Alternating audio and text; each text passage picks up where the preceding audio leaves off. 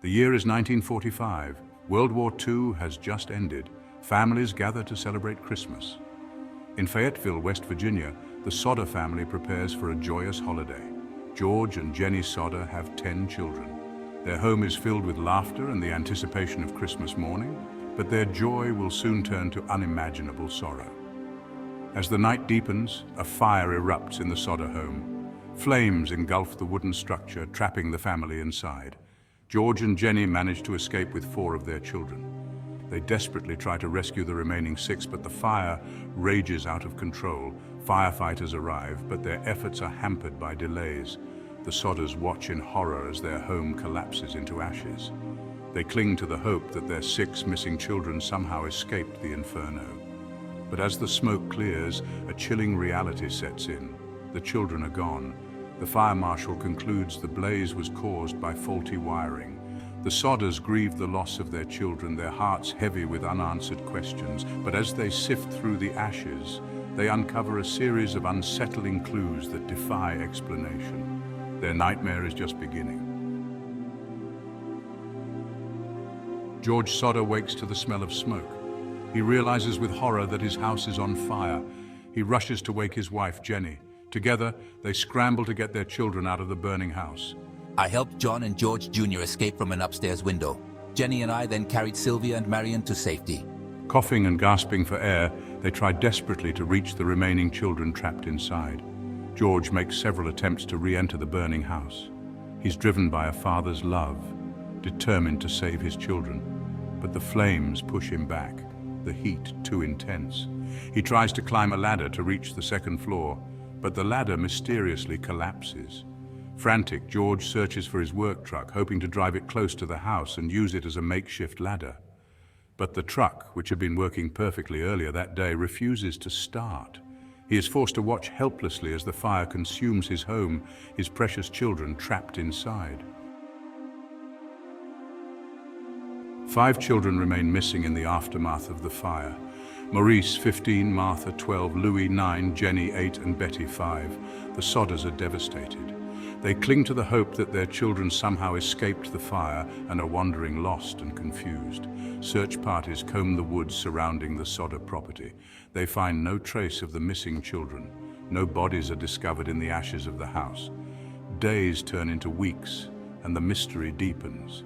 The authorities conclude that the children perished in the fire. They believe the intense heat incinerated their remains, leaving no trace. The Sodders refuse to accept this explanation. They know their children. They believe their children escaped the fire, but if they are alive, where could they be? As time passes, the mystery of the missing Sodder children grips the small town of Fayetteville. Theories abound, each more unsettling than the last. Some neighbors claim to have seen the children peering from a passing car on the night of the fire. Others report seeing them in nearby towns in the days that followed. One theory suggests that the children were kidnapped. Could someone have abducted them during the chaos of the fire? The Sodders recall receiving strange phone calls in the weeks leading up to the Christmas Eve tragedy. Could these calls be connected to the children's disappearance? Another theory implicates organized crime. George Sodder, an Italian immigrant, had been openly critical of Mussolini's fascist regime. Could the Italian mafia have targeted his family in a revenge plot? The lack of concrete evidence fuels speculation, leaving the Sodders tormented by unanswered questions. Section 5. The cut phone line, a sinister clue. Amidst the chaos of the fire, one detail stands out as particularly strange. The phone line to the Sodder home had been cut. George Sodder had used the phone earlier that evening and knew it was working. The cut line prevented the family from calling for help as the fire raged. Was this a deliberate act of sabotage, or was it merely a coincidence, the result of falling debris during the fire? Investigators dismiss the cut line as insignificant. But for the Sodders, it is a chilling reminder that someone may have intentionally targeted their family. The cut phone line becomes a symbol of the unanswered questions that haunt the Sodders. It represents the possibility that their children's disappearance was not a tragic accident, but a sinister act. It fuels their determination to uncover the truth, no matter how difficult the search may become. Section 6. The coal truck mystery, another piece of the puzzle. Adding to the Sodders' suspicions is the inexplicable malfunction of George's coal truck. The truck, which George used for his hauling business, had been in perfect working order earlier that day. But when he desperately needed it to reach his trapped children, it refused to start. I was baffled. The truck had been fine just hours before. I later discovered that the truck's ignition system had been tampered with. Someone had intentionally disabled the vehicle. This discovery deepens the mystery surrounding the fire. Was the truck sabotage related to the cut phone line? Was someone trying to prevent George from saving his children? The coal truck incident adds fuel to the fire of suspicion that burns within the Sodders. It reinforces their belief that the fire was no accident and that their children's disappearance was orchestrated. They become even more determined to expose the truth and bring their children home. Section 7. A Mother's Intuition, Sylvia's Unwavering Belief. Jenny Sodder never gave up hope. She clung to the belief that her 5 children were alive somewhere out there. Every year, I saved their Christmas presents, convinced they would one day return home to open them. Sylvia, the youngest daughter who escaped the fire, also refused to believe her siblings had perished. I vividly remember my mother waking me up and helping me escape the burning house. I recall the fear, the confusion, and the desperate cries of my parents. Sylvia's memories fueled her belief that her siblings must have escaped as well. She carried the weight of that night with her, determined to honor her family's memory by uncovering the truth about what happened on that tragic Christmas Eve. Searching for answers, the Sodders' relentless pursuit. Driven by grief and unanswered questions, the Sodders dedicated their lives to finding their children. They chased down every lead, no matter how improbable. They contacted the FBI and hired private investigators. They even consulted with a psychic, hoping for any clue that could lead them to their missing children. In a desperate attempt to raise awareness about their case, the Sodders erected a billboard along Route 16. The billboard featured photographs of their missing children and offered a reward for information. Years later, they replaced the original billboard with a new one, reflecting how much the children would have aged. The Sodders' relentless pursuit of the truth took them across the country. They followed every dead end, every whisper of a sighting. They distributed thousands of flyers and appeared on national television programs pleading for help from anyone who might have information. Their dedication to finding their children never wavered, even as the years turned into decades. Eyewitness accounts, glimmers of hope and confusion.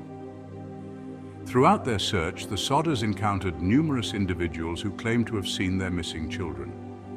Some witnesses reported seeing the children in a car on the night of the fire. Others claimed to have spotted them in nearby towns and states, their descriptions matching those of the missing Sodder children. One intriguing account came from a woman who worked at a tourist stop between Fayetteville and Charleston, West Virginia. I served breakfast to 5 children the morning after the fire. They were with 2 men and a woman who spoke Italian. While these eyewitness accounts provided glimmers of hope, they ultimately led to dead ends. The children in the sightings were never definitively identified as the missing Sodders. The trail always went cold, leaving the family with more questions than answers. The mystery endures unanswered questions and lingering pain. Despite decades of searching, the fate of the Sodder children remains a mystery. No concrete evidence has ever surfaced to definitively explain what happened to them on that fateful Christmas Eve. The official explanation that they perished in the fire is disputed by many who believe they escaped the inferno and were abducted. The cut phone line, the disabled truck, the strange phone calls before the fire, and the numerous eyewitness accounts all point to a more sinister explanation than a simple house fire. Was it revenge? Was it a kidnapping gone wrong? Or could it be something even more complex and disturbing? The Sodder children's disappearance remains one of the most baffling, unsolved mysteries in American history. It's a stark reminder that even in the most familiar of settings, danger can lurk, and tragedy can strike when least expected. Legacy of loss, a family forever changed. The fire that ripped through the Sodder home on Christmas Eve 1945 forever changed the family. The loss of their 5 children left an unfillable void in their lives. George Sodder passed away in 1969, his heart heavy with unanswered questions. Jenny followed in 1989, never giving up hope that her children were alive. Sylvia Sodder, the youngest daughter who escaped the fire, continued to search for her siblings throughout her life. She never stopped believing that they were out there, somewhere. She carried the weight of that night and the unanswered questions with her until her passing in 2021. The mystery of the Sodder children continues to fascinate and haunt.